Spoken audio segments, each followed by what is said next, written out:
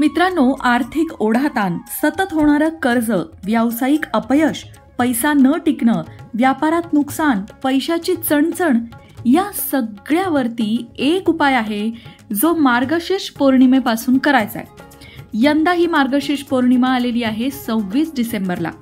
मार्गशीर्ष पौर्णिमेला दत्त जयंती असते आणि दत्तगुरूंशी संबंधितच हा उपाय आहे। हा उपाय केल्यामुळे काय होतं? कर्ज कमी होईल, व्यापारातील नुकसान टळेल, टंचाई दूर होईल, पैसा घरात टिकेल आणि पैशाचा घरामध्ये येणारा ओघ सुद्धा वाढेल। आता तुम्ही म्हणाल, अहो पण उपाय काय आहे? सांगते, पण त्याआधी चॅनलला सबस्क्राईब करा आणि आमच्या फेसबुक पेजलाही फॉलो करा। मंडळी, 26 डिसेंबरला आहे दत्त जयंती अर्थात मार्गशीर्ष पौर्णिमा आणि या दिवसापासूनच तुम्हाला एक उपाय करायचा आहे। तो उपाय म्हणजे आर्थिक अडचण दूर करणारं दत्तगुरूंचं पौर्णिमा व्रत तुम्हाला या मार्गशीर्ष पौर्णिमेपासून सुरू करायचं आहे। किती पौर्णिमा हे व्रत करायचं आहे?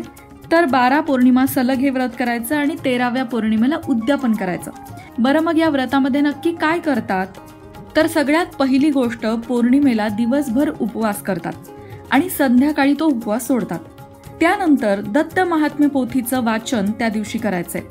रात्री उपवास सोडताना कांदा लसूण विरहित जेवण करायचंय।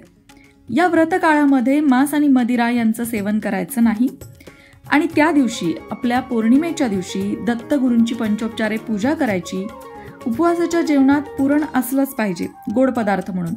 दत्त मंदिरात जाऊन दत्तगुरूंचं दर्शन घ्यायचं। या दिवशी उपवास सोडण्यापूर्वी दत्तगुरूंना पुरणाचा आणि दुधाचा नैवेद्य दाखवायचा आणि तो नैवेद्य नंतर सगळ्यांना वाटायचा। पुरणपोळी ठेवली तरी चालेल किंवा गुळ घातलेलं नुसतं पुरणही चालेल। उपवासाच्या दिवशी सकाळी तुम्ही फलाहार करू शकता, दूध घेऊ शकता, मात्र या दिवशी कोणताही तामसी पदार्थ मात्र खाऊ नये, म्हणजे खूप तळलेले पदार्थ वगैरे खाऊ नका आणि दत्तगुरूंचं स्थिर चित्त स्तोत्र वाचा। आता अगदी एक एक करून समजून घेऊ। तुम्हाला सलग 13 पौर्णिमा हे व्रत करायचंय, म्हणजे 12 पौर्णिमा आणि 13व्या पौर्णिमेला उद्यापन। उद्यापनात काय करायचंय ते पण सांगणार आहे। तुम्हाला पौर्णिमेच्या दिवशी सकाळी लवकर उठायचंय। सकाळी लवकर उठल्यानंतर दत्तगुरूंची पूजा करायची आहे। दत्तगुरूंच्या पूजेमध्ये दत्त महात्म्य पोथीचं वाचनही करायचंय आणि दत्तगुरूंचं स्थिर चित्त हे स्तोत्रही वाचायचं आहे। त्याचबरोबर त्या दिवशी उपवास करायचा आहे, संध्याकाळी उपवास सोडायचा आहे। संध्याकाळी दत्त दर्शनाला जाऊन या, दत्तगुरूंनाही नैवेद्य दाखवा आणि मग उपवास सोडा।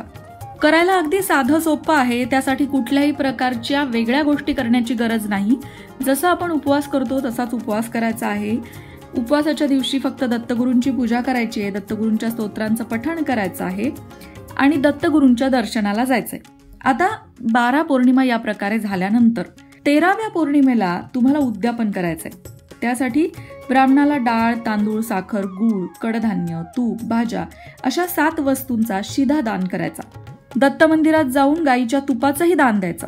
दत्तगुरूंना आर्थिक टंचाई दूर करण्यासाठी प्रार्थना करायची। मनोभावे प्रार्थना केली की दत्तगुरू भक्तांची करुणा भागतात। आपल्याला या व्रताच्या योगे आर्थिक स्थैर्य निश्चित लाभतं। पण आता तुम्ही म्हणाल की या 13 पौर्णिमा पूर्ण होईपर्यंत एखाद्या पौर्णिमेला महिला वर्गांना अडचण आली, तर त्या दिवशी फक्त उपवास करा, पूजा काही करायची नाही आणि ती पौर्णिमा आपल्या या 13 पौर्णिमांमध्ये मोजायची नाही, त्याच्या पुढची मोजायची। अशा प्रकारे ते व्रत तुमचं कंटिन्यू राहील, सातत्य व्रतामध्ये राहील। तुम्ही आर्थिक अडचणींनी खरंच त्रासलेले असाल तर आता या मार्गशीर्ष पौर्णिमेपासून या व्रताला तुम्ही सुरुवात करा। फक्त 13 पौर्णिमा हे व्रत करायचं आहे। पण या व्रताचा अनुभव असा येतो की कर्ज असेल डोक्यावर तर ते कमी होतं, तुम्हाला व्यापारामध्ये सतत नुकसान होत असेल तर तेही दूर होतं, थोडक्यात काय आर्थिक टंचाई असेल तर ती दूर होते, घरात पैसा टिकायला लागतो आणि आपली उत्पन्नाची साधनं सुद्धा वाढतात। म्हणजे हे व्रत खास करून आर्थिक समस्या दूर होण्यासाठीच केलं जातं। दत्त उपासनेमध्ये दत्तगुरूंची जी व्रत सांगितलेली आहेत त्या व्रतांमध्ये हे पौर्णिमेचं व्रत आहे। पौर्णिमा ही दत्तगुरूंची आवडती तिथी आहे, कारण दत्तगुरूंचा जन्मच पौर्णिमेच्या दिवशी झालेला आहे आणि म्हणून तुम्ही जर मार्गशीर्ष पौर्णिमा अर्थात दत्त जयंतीपासूनच या व्रताला सुरुवात केली तर यासारखा चांगला शुभ मुहूर्त दुसरा नाही। बरं, आता आणखीन महत्त्वाच्या गोष्टी की तुम्ही हे व्रत करताय ते तुमची आर्थिक समस्या दूर व्हावी म्हणून करताय, पण त्याबरोबरीनं देवाकडे आपल्याला काही मागायचं असेल तर देवाच्या मनासारखं वागावंही लागतं आणि म्हणूनच या व्रतामध्ये खोटं बोलू नये, अपशब्द वापरू नये, ब्रह्मचर्याचं पालन करावं, आपला संकल्प शुद्ध असावा। कुठल्याही वाईट कृत्य करू नये, हिंसा करू नये, गरजेपुरतं बोलावं. थोडक्यात काय तर तुम्ही व्रतस्थ आहात याची जाणीव ठेवावी आणि मग श्रद्धा भक्तिपूर्ण अंतःकरणाने हे व्रत तुम्ही केलं तर त्याचे परिणाम तुम्हाला लवकरच दिसून येतील. आता हे पौर्णिमेच्या व्रताबद्दल झालं, पण दत्त जयंतीच्या दिवशी तुम्ही जरी पौर्णिमेचं व्रत करणार नसाल तरी तुम्ही शिधा दान करू शकता. दत्तगुरूंसाठी जो शिधा दान केला जातो तो शिधा एखाद्या गरीबाला किंवा गरजू व्यक्तीला दान करायचा असतो आणि त्यामध्ये कुठल्या वस्तू असायला हव्यात?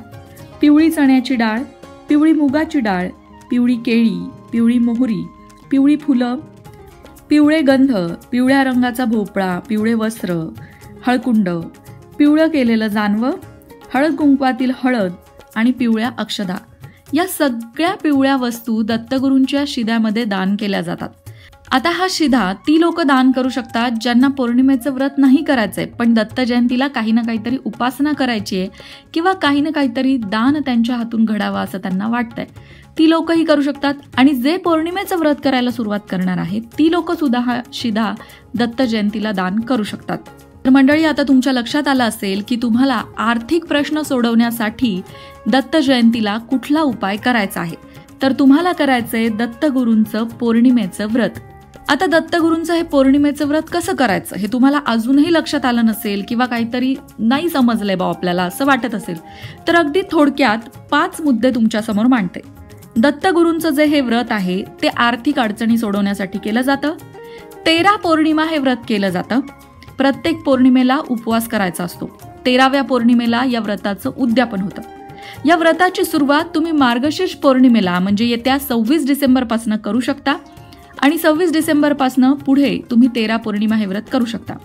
या व्रतामध्ये तुम्हाला दिवसभर उपवास केल्यानंतर संध्याकाळी सात्विक आहार घेऊन हा उपवास सोडायचा आहे आणि व्रताच्या दिवशी अर्थात पौर्णिमेच्या दिवशी दत्तगुरूंची पूजा करायची आहे. त्याचबरोबर दत्त महात्म्य पोथीचं वाचन करायचं आहे आणि दत्तगुरूंचं स्थिरचित्त हे स्तोत्रही वाचायचं आहे. म्हणजे 2 गोष्टी वाचायच्यात, एक दत्त महात्म्य पोथी वाचायची आहे आणि स्थिरचित्त हे स्तोत्र वाचायचं आहे. दिवसभर उपवास करायचा आहे आणि रात्री उपवास सोडायचा आहे. आणि 4थी गोष्ट आहे ती म्हणजे दत्तगुरूंच्या दर्शनाला जायचं आहे. आणि 5वी गोष्ट म्हणजे 12 पौर्णिमा पूर्ण झाल्यानंतर 13व्या पौर्णिमेला शिधा दान करत व्रताचं उद्यापन करायचं आहे.